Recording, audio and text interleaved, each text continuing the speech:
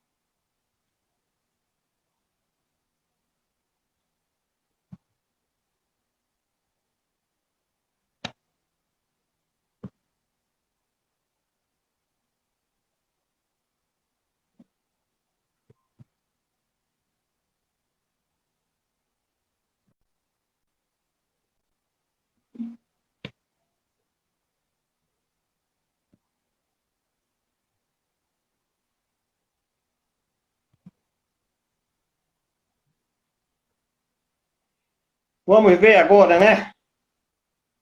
Consegue me ver, Eduardo? E me ouvir? Tá conseguindo. Eu tô conseguindo. Okay, agora tá melhor. Tá me escutando bem, né?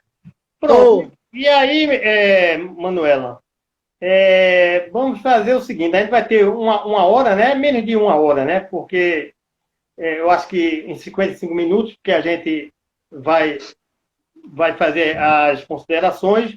E aí, se apresenta aí um pouco, Manuela. Você já falou que é professora, é advogada, né? Me fala aí um pouco aí de forma resumida.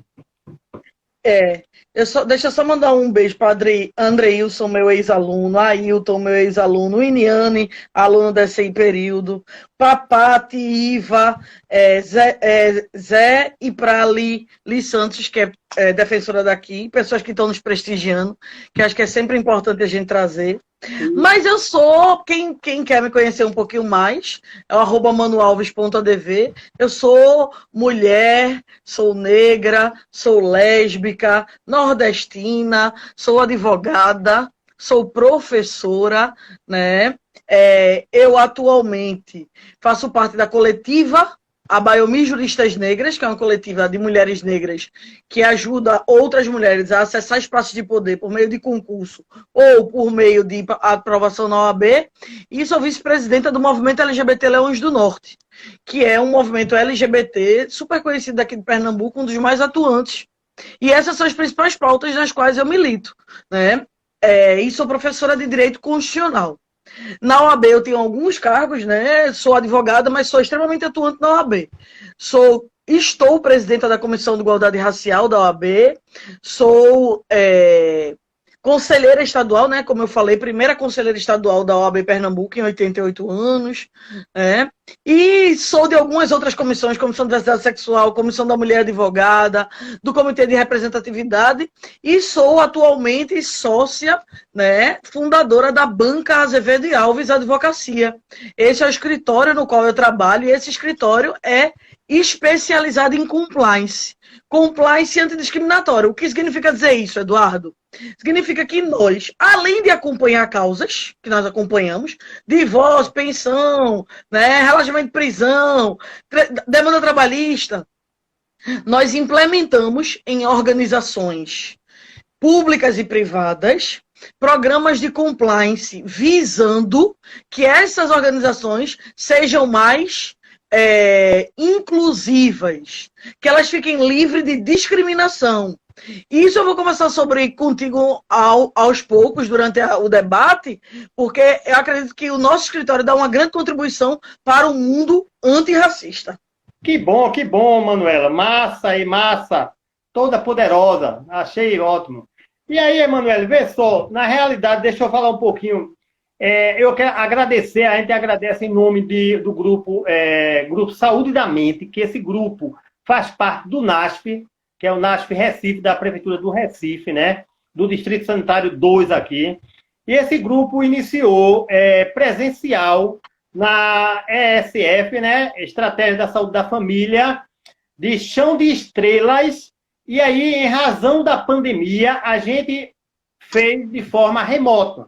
E aí a gente traz alguns palestrantes, né, convidados, para discutir algumas temáticas relacionadas à saúde mental. E aí a gente já tem mais de um ano. Então, eu sou psicólogo clínico, sou bacharel também em Direito e sou historiador.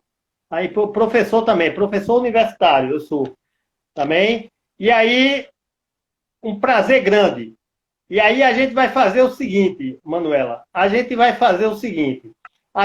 aqui, eu contextualizei aqui três tópicos, e aí depois as considerações. O primeiro tópico vai ser a contextualização do combate do racismo institucional no dia a dia.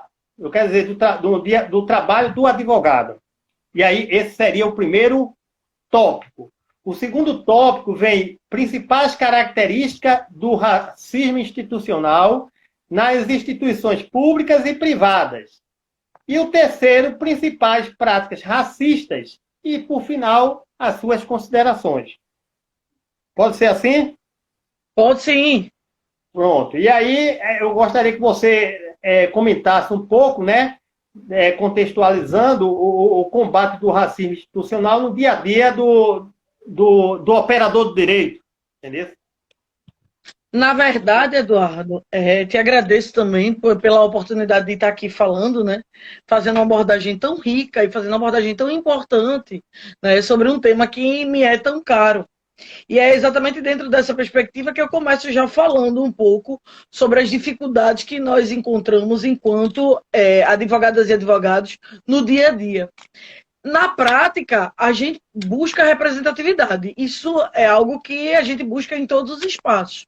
Mas, assim, na atuação da advocacia, a gente precisa entender que nós temos alguns limitadores sociais. A nossa sociedade, quando a gente fala de racismo estrutural, a gente fala de um racismo que nós vivenciamos, que ele dá a estrutura da sociedade. A sociedade, ela foi estruturada na lógica racista. Ou seja, a gente vai encontrar uma sociedade que ela se alimenta das desigualdades. Uma sociedade que funciona na lógica grande para você. Na lógica das desigualdades. E por quê? Porque a gente vem de uma lógica, né, escravagista, né? A gente passou por um processo de escravidão extremamente violento. As pessoas negras foram escravizadas. Não foi por pouco tempo, né? Muito pelo contrário.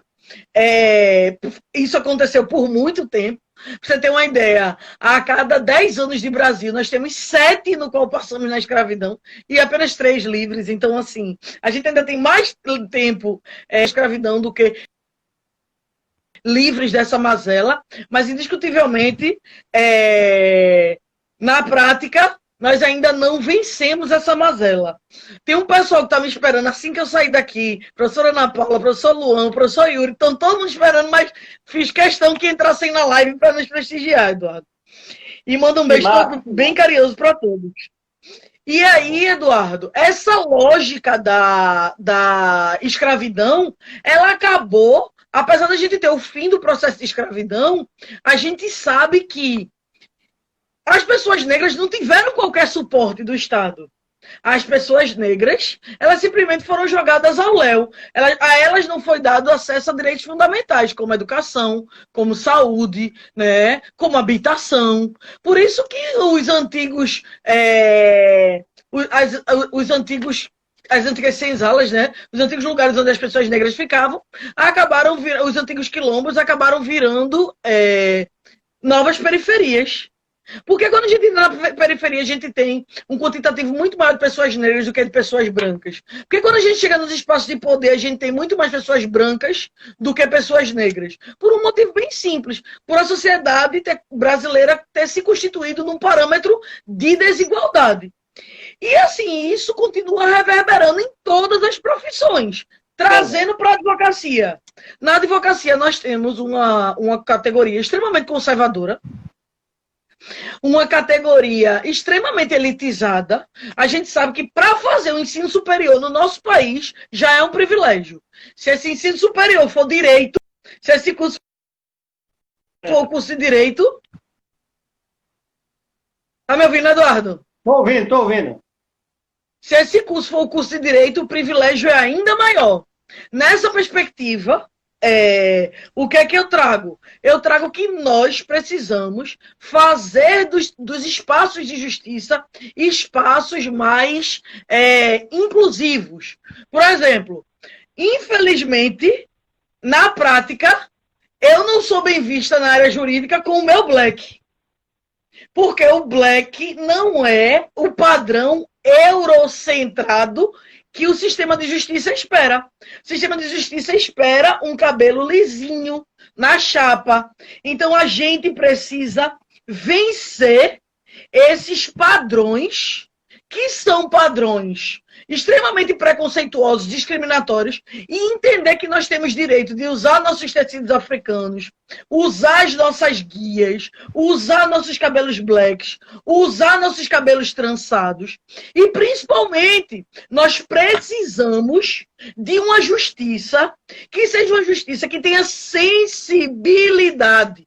Essa justiça, ela não pode estar apontada para os corpos negros, porque hoje, infelizmente, o sistema de justiça ele está apontado para condenar corpos negros. Recentemente nós tivemos uma juíza que em sua sentença colocou que pela cor da pele do rapaz, ele provavelmente estaria ligado a grupos para a prática de condutas criminosas.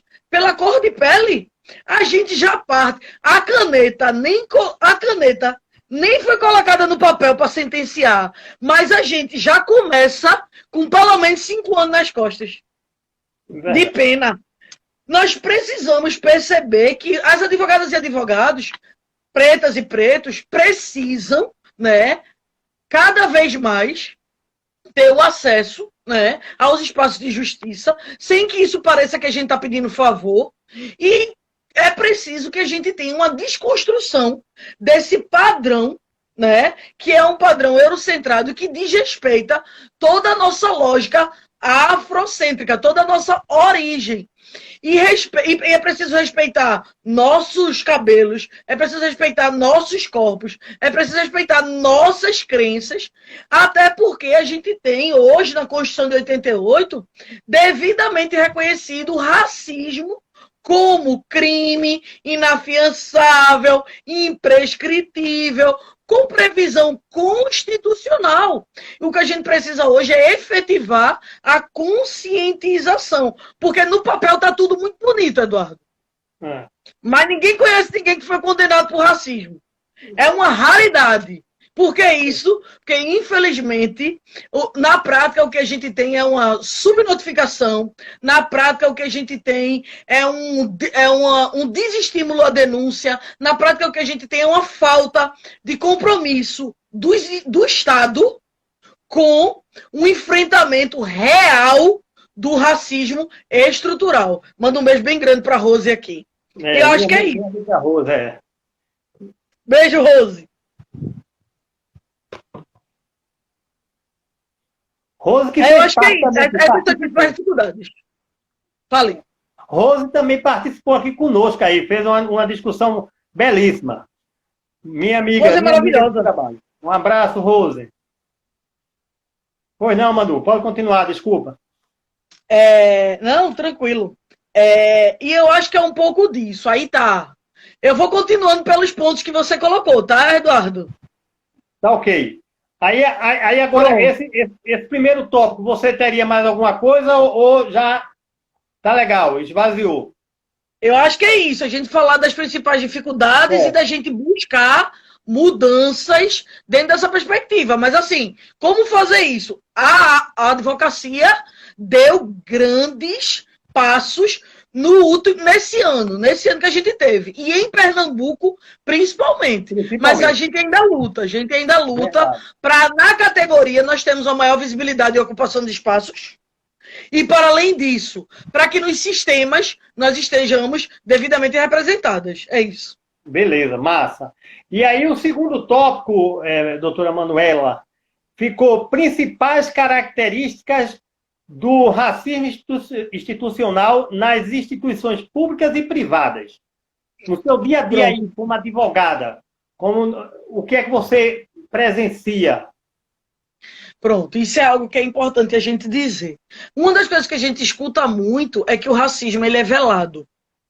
O racismo hoje em dia ele não é mais velado. O racismo a gente sabe que ele é totalmente declarado e não há nenhuma novidade nisso. O que a gente quer como novidade é que o Estado se coloque de fato para fazer esse enfrentamento. Eu falei de racismo estrutural numa perspectiva mais ampla. Sim. Estrutural porque as bases, a estrutura da nossa sociedade é calcada na hierarquização das raças. Que essa hierarquização. A gente vive numa sociedade que pensa que pessoas brancas são superiores a pessoas negras. E é por isso que a gente chama de racismo estrutural. E o que é o racismo institucional? O racismo institucional, Eduardo, ele é aquele que está acontecendo dentro das instituições com o aval do Estado ou com o aval das organizações privadas. Nós temos tanto organizações públicas quanto organizações privadas, né? E aí a gente está falando de organizações onde ou instituições onde nós temos racismo devidamente configurado. E isso é uma coisa que a gente precisa fazer um enfrentamento importante. Quando a gente fala de organizações, a gente sabe que já não são ambientes fáceis de lidar. O ambiente em que trabalha várias pessoas exige de nós habilidade para a convivência cotidiana. Indiscutivelmente, seja público, seja privado. E isso já, por si só, já nos coloca com uma certa dificuldade. Na prática, a gente costuma, né, reproduzir o que socialmente a gente faz. Socialmente, a gente reproduz brincadeira machista, brincadeira racista, brincadeira LGBTfóbica. Isso acaba acontecendo também, sendo reproduzido nos ambientes de trabalho. Isso. E muitas vezes também pelas instituições. Vamos fazer uma diferença. Denef, um beijo bem grande para você que está botando olhinho aí. A gente tem a diferença das instituições privadas para as instituições públicas. Acredito que nas instituições privadas nós temos um contexto ainda mais complexo. Quando a gente fala de instituições privadas, a gente fala muito de assédio, a gente fala muito baseado em discriminações, né? Quando a gente fala de instituições privadas, a gente fala muito de possibilidade, né? E direito de indenização, não que não tenha na esfera pública, mas na esfera pública, para a gente conseguir uma indenização via de regra, às vezes é muito mais difícil. E a gente precisa também perceber que nas instituições privadas, né, a gente tem uma maior dificuldade na prática de denunciar, porque a gente, ninguém é obrigado a ter ninguém como empregado. Então, qualquer pessoa pode dispensar a qualquer hora. Muitas vezes a gente acredita que isso é uma condição que acaba nos induzindo a ter que se submeter a situações humilhantes, a situações vexatórias, né? Isso é um complicador muito grande. Numa instituição pública, principalmente quando a gente está falando de pessoas que gozam da condição de ser uma pessoa concursada, né? Assumir um cargo efetivo, digamos assim, a gente sabe que existe uma maior estabilidade. Mas ainda assim, procedimentos administrativos que sejam calcados em denúncias de racismo tem muita dificuldade de encaminhar. E isso é porque o Brasil ele não tem compromisso mesmo com o enfrentamento ao racismo. A justiça trabalhista, que é na esfera privada, né? A justiça trabalhista, ela tende a minimizar os danos do racismo. E dentro da esfera pública também, nós temos um olhar que é um olhar muito,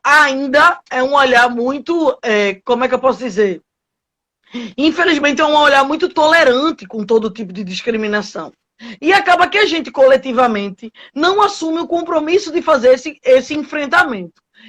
Enquanto advogada, né, não só eu, como a minha sócia, Ana Paula Azevedo, a gente pensou e observou muito isso. Né? A gente tem um histórico de atuar com gestões mais inclusivas, inclusive nós já fomos coordenadoras de curso e conseguimos implementar uma gestão extremamente inclusiva e passamos por alguns outros lugares, né? Eu já fui advogada de Centro Estadual de Combate à Homofobia do Governo do Estado, advogada de Centro de Referência em Direitos Humanos. Então, assim, uma vasta experiência faz com que a gente perceba que, além da gente buscar ser repressivo, punitivo, quando acontece um caso de discriminação, a gente precisa também ser educativo para que ele nem chegue a acontecer.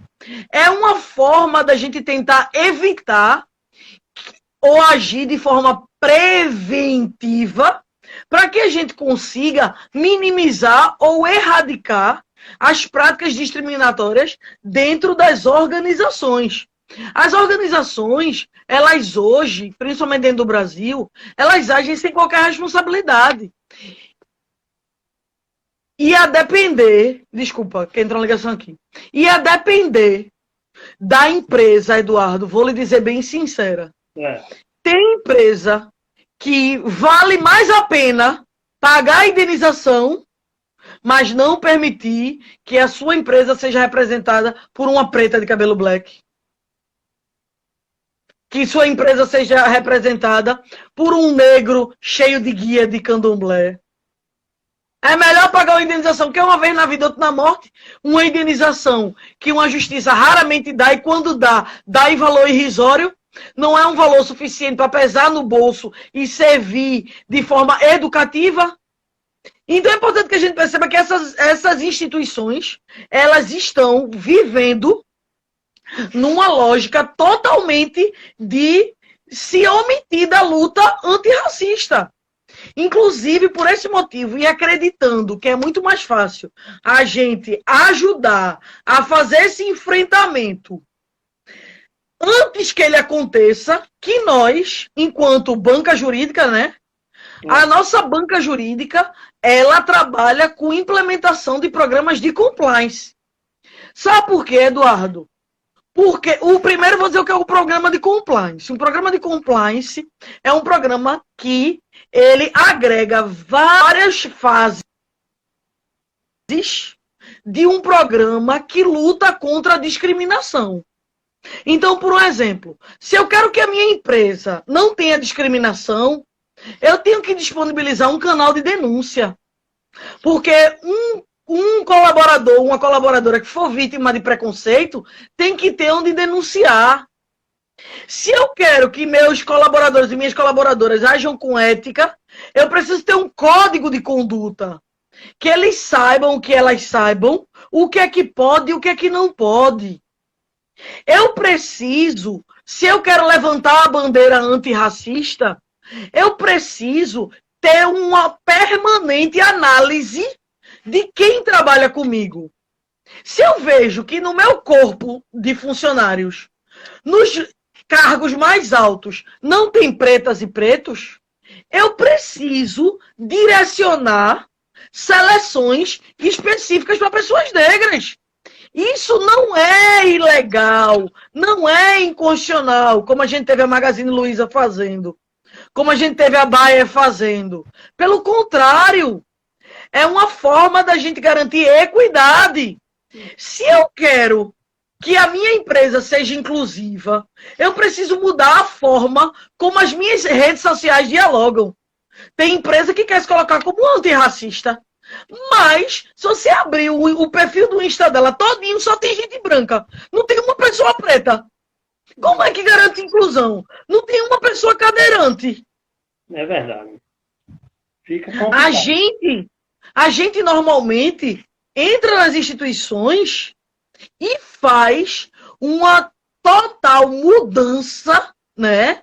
Acompanha da gestão a partir da implementação de alguns caminhos para que aquela cultura daquela instituição mude para garantir pilares como feminismo, como antirracismo, como anti-LGBTfobia.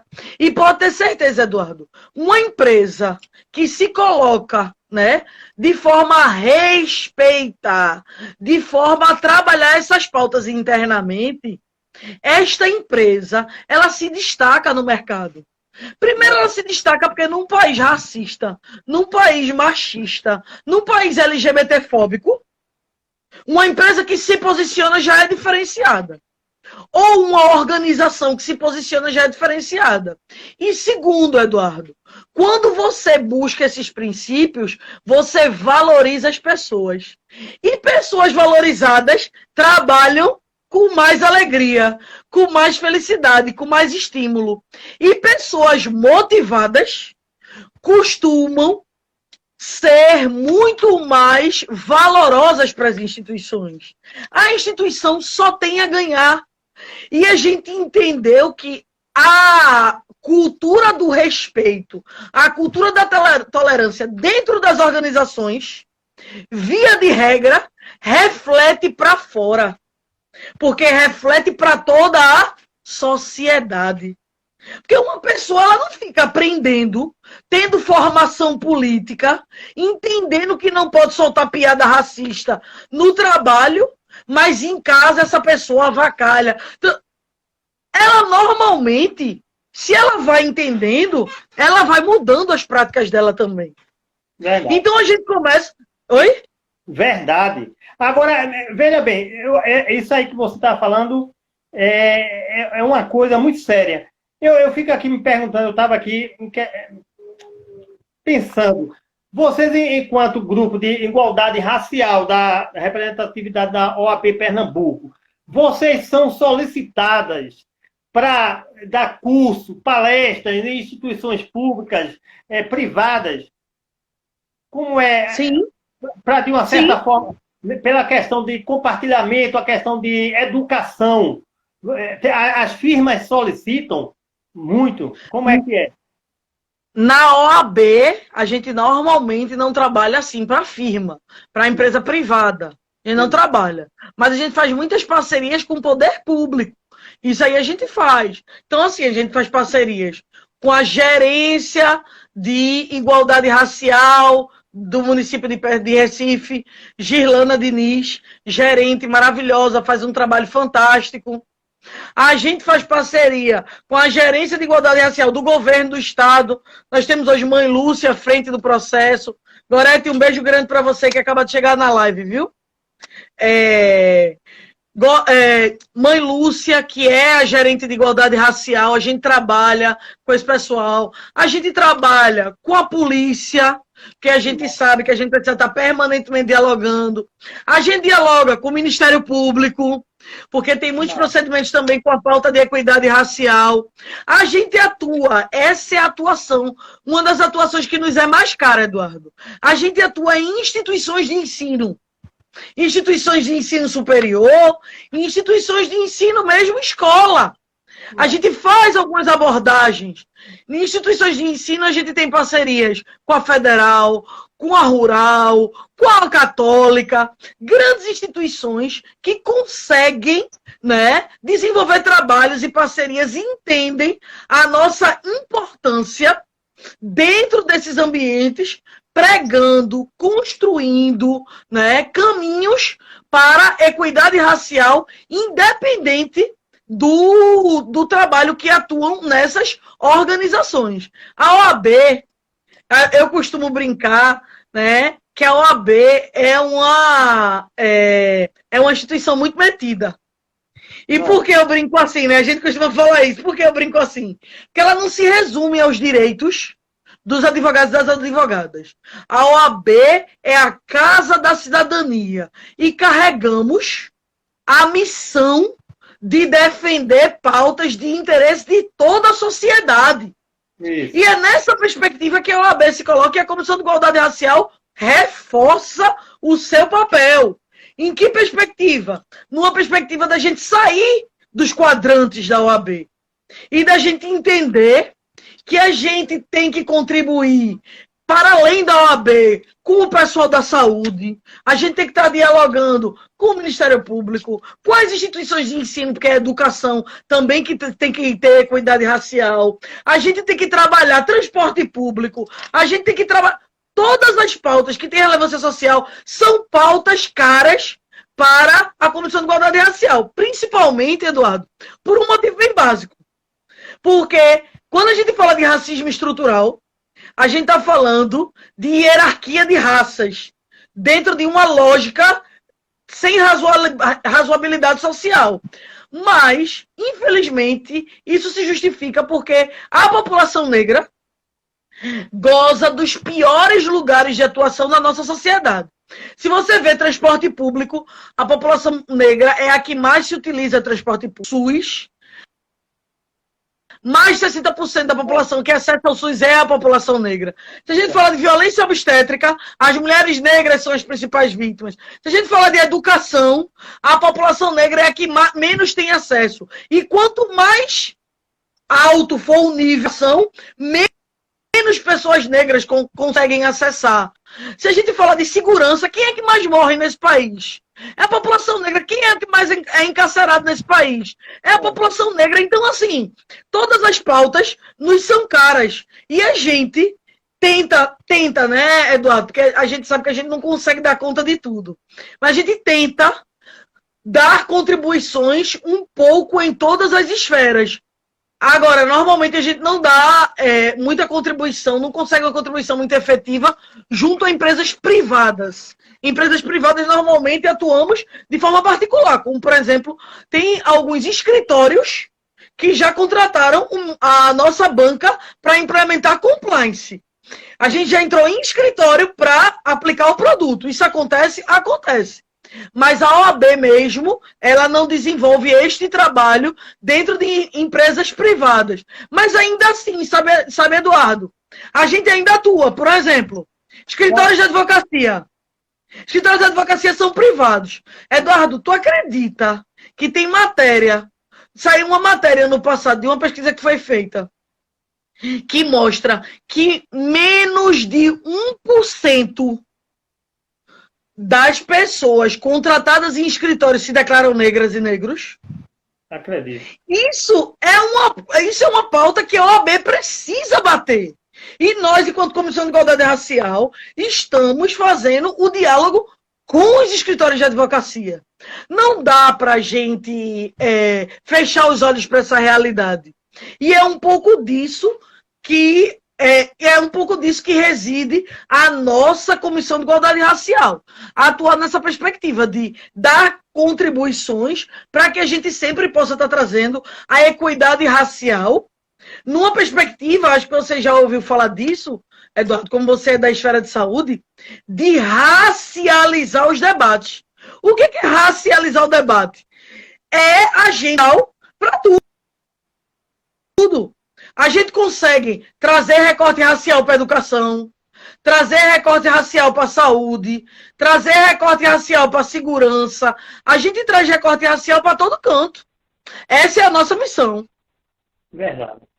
E, Manu, aí veja bem, aí eu pensando aqui, por essa experiência aí que você tem, essa bagagem, naturalmente você percebe as principais práticas raciais, mas na esfera pública, né? Mas também na privada também, que você tem seu escritório. Mas a OAB, como você falou, foca mais nesse contexto, né?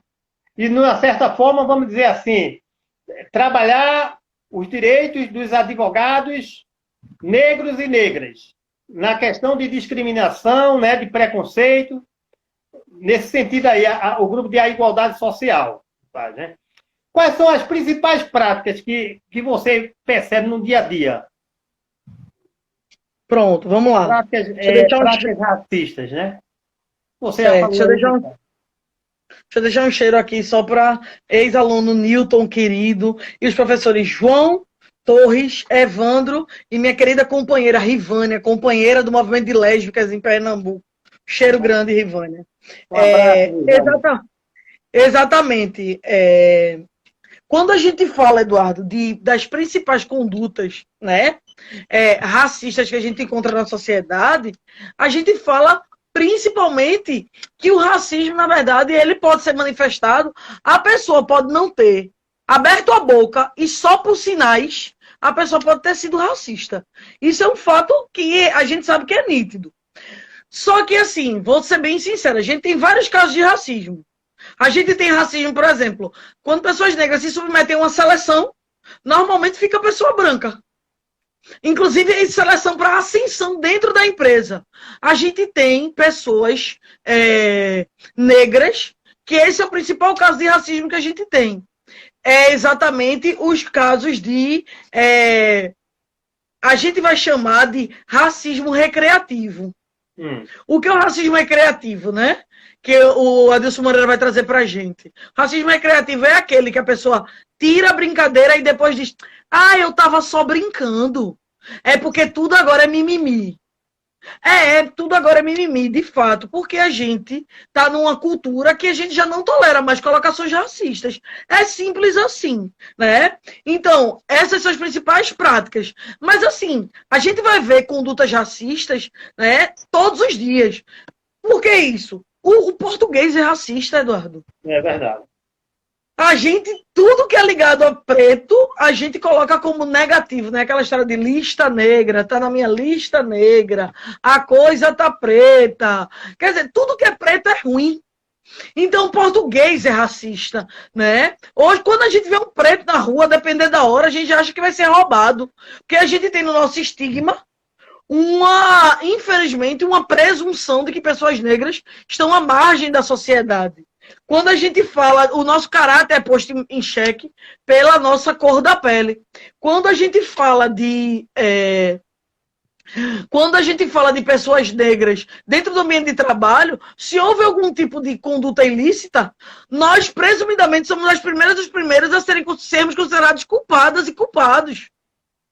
E assim, a gente não tem um apoio do ordenamento jurídico para fazer um efetivo enfrentamento nesses casos.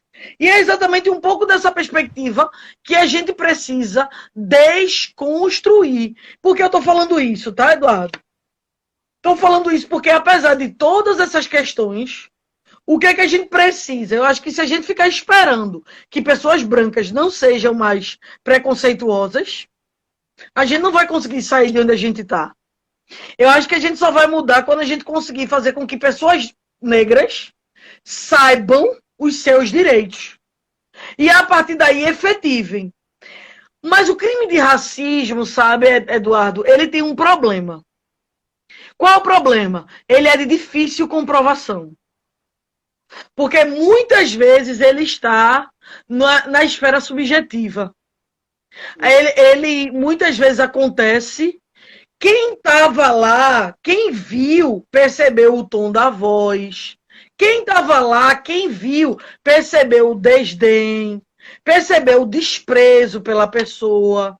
Um olhar, muitas vezes, mostra pra gente o quão discriminatório aquela pessoa foi tratada e muitas vezes pela forma como ela está vestida, pela cor da pele, né? Mas para provar isso para uma justiça, para provar isso para um juiz ou para uma juíza que é branco e branca e não sabe o que é preconceito, nunca soube na vida. Como é que faz isso, Eduardo? É essa a grande dificuldade do racismo. Por isso que você vai ver quase ninguém dizendo que sabe de caso de condenação. E por que? Coisa mais rara. Mas a gente precisa entender. Toda vez que a gente for vítima de racismo, tem procedimentos básicos. Pega uma testemunha. Pega a data de uma testemunha. Foi vítima de racismo, pega o local, pega a hora, pede as câmeras, vai na delegacia, denuncia. Mas a gente sabe que racismo, ser vítima de racismo, muitas vezes traz dores, inclusive internas. Racismo é uma das principais causas, inclusive, que faz com que pessoas entrem em processos depressivos. Verdade. Você mais que ninguém pode dizer isso, né? É, verdade. Então, se assim, mate, né? Se mate. Então, assim, é dentro dessa perspectiva que eu estou aqui para dizer, né? Sinceramente, Eduardo, como é que essa pessoa, sem qualquer tipo de ajuda, às vezes, como é que ela vai conseguir empoderamento necessário para ir atrás dos seus direitos? Porque racismo é a mesma coisa que mulher denunciando assédio. Ela é questionada em cada caso. O Ministério Público questiona, o juiz questiona, o advogado dela questiona, a sociedade questiona, o marido questiona, a esposa questiona, os filhos questionam, a sociedade toda pergunta se ela teve alguma culpa naquele assédio. É a mesma coisa do racismo. E aí, assim, é difícil. Nós precisamos, de fato, conseguir fazer com que as instituições se comprometam. As juízas e os juízes se comprometam. Mas como você viu e como você mesmo citou, as próprias juízas e juízes são contra cursos feitos pela Associação de Magistratura. Todos não quero aqui generalizar. Um pequeno grupo. Mas nós temos juízes e juízes contra políticas afirmativas dentro de uma própria Associação de Magistradas e Magistrados. Nós temos grupos conservadores em todos os espaços. Então, nós precisamos de um plano de Estado, Eduardo. O Estado brasileiro precisa se comprometer com o enfrentamento ao racismo. E isso é uma pauta que tem que ser trilhada pelos poderes para que nós possamos sair do espaço de inércia que nós estamos e que possamos, de fato, efetivar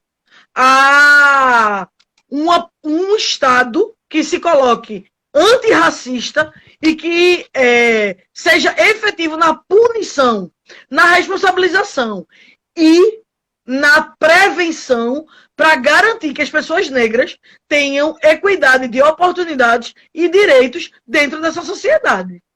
Massa, Manu. Manu, aí o tempo está se esgotando aqui, a gente só tem 5 minutos, eu gostaria que você fizesse as suas considerações. Pois é, Eduardo, você é bem rapidinha nessas considerações para a gente não perder muito tempo aqui. Não gastar muito tempo. Mas eu quero agradecer primeiro a todo o pessoal do Grupo Saúde da Mente por esse convite. Foi como eu falei hoje lá no meu Insta. Eu amo dialogar com o pessoal da saúde porque eu acho que vocês são uma resistência enorme, sabe? Enorme, enorme, enorme. E, assim, eu sou uma grande fã das pessoas da área da saúde, principalmente num período de desmonte do SUS, como a gente está passando. Então, assim, contem com a Comissão de Igualdade Racial e contem comigo para o que precisarem sempre. Essa é a primeira coisa. E, assim, quando a gente fala ainda da pauta racista, eu posso te dizer que a gente ainda está muito longe. Ainda tem muita luta para travar. Mas é aquela história. A gente está falando de transformação social. Transformação social não se faz do dia para a noite. Transformação social se faz com mudança de cultura. E a gente não muda a cultura de um dia para o outro. A gente leva tempo. O que é que a gente precisa fazer? Resistir. E a gente precisa continuar conquistando corações, sensibilizando mentes, né, pessoas, e levando, para além de qualquer coisa, além da nossa mensagem, a nossa conduta como exemplo. Porque a palavra convence, mas o exemplo arrasta. E arrastar é uma forma da gente conseguir vencer esse racismo estrutural e sermos uma sociedade mais na frente, né, de fato, que faz um enfrentamento importante. E eu vou lhe dizer, eu sempre fecho com ela porque eu acho que ela é maravilhosa. Mas aí eu não posso deixar de dizer. Eu sempre cito Angela Davis dizendo que quando a mulher negra se move, toda a estrutura da sociedade se move com ela. Então, eu, enquanto mulher negra, estou cumprindo com o meu compromisso de entender que é minha missão também puxar esse coro do antirracismo e continuar buscando parceiras e parceiros em todos os espaços para que esse seja um compromisso coletivo e para que nós, aos poucos, consigamos mudar a lógica desse sistema para que ele deixe de ser um sistema caracterizado por desigualdades, mas que ele passe a ser um sistema que é pautado por equidade, por direitos e garantias, direitos e oportunidades iguais para todas e todos. E para que ninguém precise se submeter a situações vexatórias por qualquer critério, seja por cor de pele, seja por orientação sexual, identidade de gênero ou quaisquer outros fatores discriminatórios. Eu acredito numa sociedade melhor. E além de acreditar, eu crio os meus caminhos para promover a transformação. Chamo todo mundo para todo dia se perguntar qual a minha contribuição nesse processo. Muito obrigada, Eduardo. Muito obrigada a todas e todos que fazem a equipe do Saúde da Mente e que nos convidaram para cá. Massa, Manu. Eu agradeço imensamente, né, pela sua disponibilidade, né? O grupo do NASH está muito feliz, né, pela sua presença, sua representatividade, nessa importância, essa discussão de tamanha importância, né? E aí, a gente também precisar aqui do Grupo Saúde da Mente, estamos juntos, né? Muito obrigado. Quero dizer também aqui a vocês, né, e para você, Manu, que essa live vai estar no YouTube, e aí eu vou mandar para você no teu Zap, e quem quiser dar uma verificada no IGTV do meu Instagram. Muito obrigado, um beijão, Manu. Tudo de bom para ti. Um abraço. Tchau. Valeu, Eduardo. Tchau, tchau. Tchau, minha linda.